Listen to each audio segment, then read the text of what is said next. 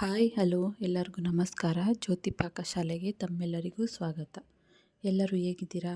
ಎಲ್ಲರೂ ಚೆನ್ನಾಗಿದ್ದೀರಾ ಅಂತ ಭಾವಿಸ್ತೇನೆ. ನನ್ನ ಕುಕಿಂಗ್ ವೀಡಿಯೋಸ್ ನಿಮಗೆ ಇಷ್ಟ ಆದಲ್ಲಿ ಜ್ಯೋತಿ ಪಾಕಶಾಲೆ ಚಾನಲ್ ವೀಡಿಯೋಸ್ನ ಲೈಕ್ ಮಾಡಿ.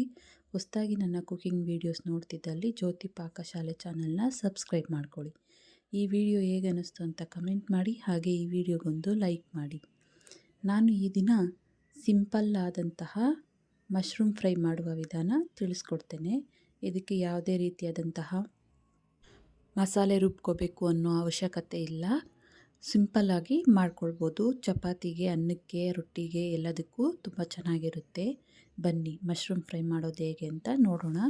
ನಾನಿಲ್ಲಿ ಒಂದು ಬಟ್ಲಿಗೆ ಅರ್ಧ ಟೀ ಸ್ಪೂನಷ್ಟು ಅರಿಶಿಣ, ಹಾಗೆ 1 ಟೀ ಸ್ಪೂನಷ್ಟು ಪುಡಿ ಉಪ್ಪನ್ನು ಹಾಕ್ಕೊಳ್ತಾ ಇದ್ದೇನೆ. ಇದಕ್ಕೆ ಬಿಸಿನೀರನ್ನ ಹಾಕ್ಕೊಳ್ತೇನೆ.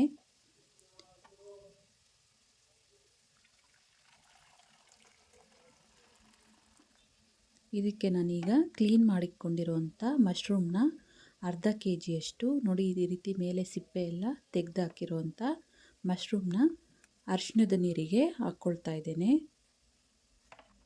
ಈ ರೀತಿ ಮಶ್ರೂಮ್ನ ಹಾಕಿ ಒಂದು ಸರಿ ಕಲಿಸ್ಕೊಂಡು ಇದನ್ನು ಒಂದು 5 ನಿಮಿಷನಾದರೂ ಬಿಸಿನೀರಲ್ಲೇ ಬಿಡಬೇಕು. ಈ ರೀತಿ ಮಾಡೋದ್ರಿಂದ ಅದರಲ್ಲಿ ಏನನ್ನ ಮಣ್ಣು ಆ ಥರ ಇದ್ದರೆ ಕ್ಲಿಯರ್ ಆಗುತ್ತೆ ಅಂತ ಈ ರೀತಿ ಬಿಸಿನೀರಲ್ಲಿ ಒಂದು 5 ನಿಮಿಷ ಬಿಡ್ತೇನೆ. ಈಗ ಕಡಾಯಿ ಇಟ್ಕೊಳ್ತೇನೆ, ಗ್ಯಾಸ್ ಮೇಲೆ ಗ್ಯಾಸ್ ಹಚ್ಕೊಳ್ತೇನೆ. ಅದಕ್ಕೆ ಸ್ವಲ್ಪ ಎಣ್ಣೆನ ಹಾಕ್ಕೊಳ್ತೇನೆ.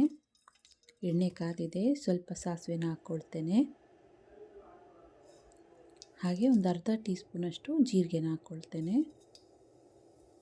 ಹಾಗೆ ಇದಕ್ಕೆ ಒಂದು 8 ಹಸಿಮೆಣಸಿನ್ಕಾಯಿನ ಕಟ್ ಮಾಡಿ ಹಾಕ್ಕೊಳ್ತೇನೆ. ಹಸಿಮೆಣಸಿನ್ಕಾಯಿನ ಒಂದು 2 ನಿಮಿಷ ಫ್ರೈ ಮಾಡ್ಕೊಳ್ಳೋಣ ಎಣ್ಣೆಯಲ್ಲಿ. ಈಗ ಇದಕ್ಕೆ 2 ಈರುಳ್ಳಿನ ಸಣ್ಣದಾಗಿ ಕಟ್ ಮಾಡ್ಕೊಂಡಿರೋ ಹಾಕ್ಕೊಳ್ತೇನೆ. ಈರುಳ್ಳಿನ ಎಣ್ಣೆಯಲ್ಲಿ ಚೆನ್ನಾಗಿ ಫ್ರೈ ಮಾಡ್ಕೊಳ್ಬೇಕು. ಈರುಳ್ಳಿ ಸಾಫ್ಟ್ ಆಗೋ ತನಕ ಫ್ರೈ ಮಾಡ್ಕೊಳ್ಬೇಕು. ನೋಡಿ, ಈರುಳ್ಳಿ ಎಲ್ಲ ಕಲರ್ ಬಿಟ್ಕೊಂಡಿದೆ, ಸಾಫ್ಟ್ ಆಗಿದೆ. ಈಗ ಇದಕ್ಕೆ 1 ಟೇಬಲ್ ಸ್ಪೂನಷ್ಟು ಶುಂಠಿ ಬೆಳ್ಳುಳ್ಳಿ ಪೇಸ್ಟ್ನ ಹಾಕ್ಕೊಳ್ತೇನೆ. ಶುಂಠಿ ಬೆಳ್ಳುಳ್ಳಿ ಪೇಸ್ಟ್ ಹಸಿ ವಾಸನೆ ಹೋಗೋ ತನಕ ಎಣ್ಣೆಯಲ್ಲಿ ಫ್ರೈ ಮಾಡ್ಕೊಳ್ಬೇಕು. ನೋಡಿ, ಈರುಳ್ಳಿ, ಶುಂಠಿ ಬೆಳ್ಳುಳ್ಳಿ ಪೇಸ್ಟ್ ಎಲ್ಲ ಚೆನ್ನಾಗಿ ಫ್ರೈ ಆಗಿದ್ದಾವೆ. ಈಗ ಇದಕ್ಕೆ ಒಂದು 3 ಸಣ್ಣ ಟೊಮೊಟೊನ ಸಣ್ಣದಾಗಿ ಕಟ್ ಮಾಡ್ಕೊಂಡಿರೋ ಹಾಕ್ಕೊಳ್ತೇನೆ. ಟೊಮೊಟೊ ಬೇಗ ಬೇಯಲಿ ಅಂತ ನಾನಿಲ್ಲಿ 1 ಟೀ ಸ್ಪೂನಷ್ಟು ಉಪ್ಪನ್ನು ಸೇರಿಸ್ಕೊಳ್ತಾ ಇದ್ದೇನೆ. ಈಗ ಕಲಿಸ್ಕೊಳ್ಳೋಣ. ಟೊಮೊಟೊ ಚೆನ್ನಾಗಿ ಸಾಫ್ಟ್ ಆಗೋ ತನಕ ಎಣ್ಣೆಯಲ್ಲಿ ಫ್ರೈ ಮಾಡ್ಕೊಳ್ಳೋಣ.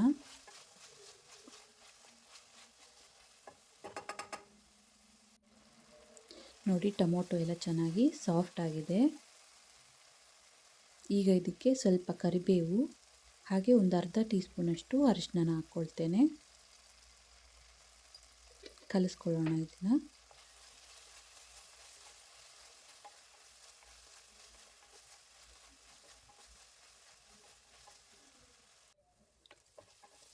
ಈಗ ಇದಕ್ಕೆ ಅರಿಶಿಣದ ನೀರಿಂದ ತೆಗೆದಿರೋಂಥ ಅಣಬೆನ ಹಾಕ್ಕೊಳ್ತಾ ಇದ್ದೇನೆ.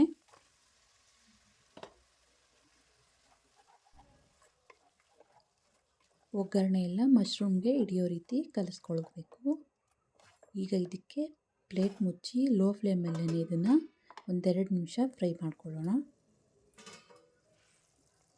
ಇಲ್ಲಿ ನೋಡ್ಬೋದು, ಮಶ್ರೂಮಲ್ಲಿರೋ ಎಲ್ಲ ನೀರು ಬಿಟ್ಕೊಳ್ತಾ ಇದೆ. ಈಗ ಇದಕ್ಕೆ ಮಸಾಲೆಗಳು ಹಾಕ್ಕೊಳ್ಳೋಣ.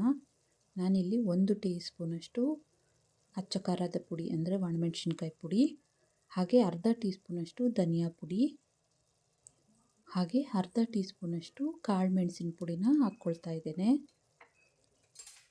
ಇದನ್ನು ಕಲಿಸ್ಕೊಳ್ಳೋಣ.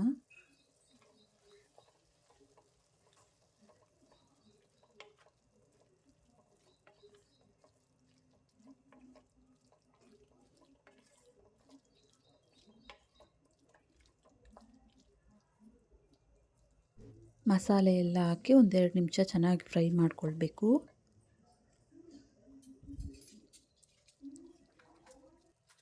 ಈ ಟೈಮಲ್ಲಿ ನೀವು ಸ್ವಲ್ಪ ಟೇಸ್ಟ್ ನೋಡಿ ಉಪ್ಪು ಬೇಕಾದರೆ ಸೇರಿಸ್ಕೊಳ್ಬೋದು. ನಾನಿಲ್ಲಿ ಸ್ವಲ್ಪ ಉಪ್ಪು ಕಮ್ಮಿ ಆಗಿರೋದ್ರಿಂದ ಒಂದು 1/4 ಟೀ ಸ್ಪೂನಷ್ಟು ಉಪ್ಪನ್ನು ಸೇರಿಸ್ಕೊಳ್ತಾ ಇದ್ದೇನೆ.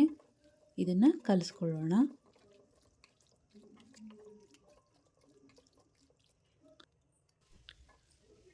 ಕೊನೆಯದಾಗಿ ಇದಕ್ಕೆ ಸ್ವಲ್ಪ ಕೊತ್ತಂಬರಿ ಸೊಪ್ಪನ್ನ ಕಟ್ ಮಾಡಿ ಹಾಕ್ಕೊಳ್ತೇನೆ. ಇದನ್ನು ಕಲಿಸ್ಕೊಳ್ಳೋಣ. ಕೊತ್ತಂಬರಿ ಸೊಪ್ಪನ್ನ ಹಾಕಿ 1 ನಿಮಿಷ ಇದನ್ನು ಫ್ರೈ ಮಾಡ್ಕೊಳ್ತೇನೆ.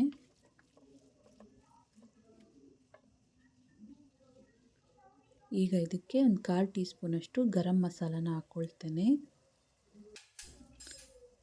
ಕಲಿಸ್ಕೊಳ್ಳೋಣ ಇದನ್ನು.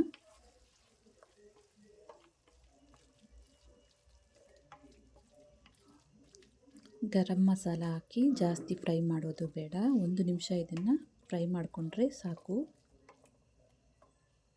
ನೋಡಿ, ಮಶ್ರೂಮ್ ಫ್ರೈ ರೆಡಿಯಾಗಿದೆ.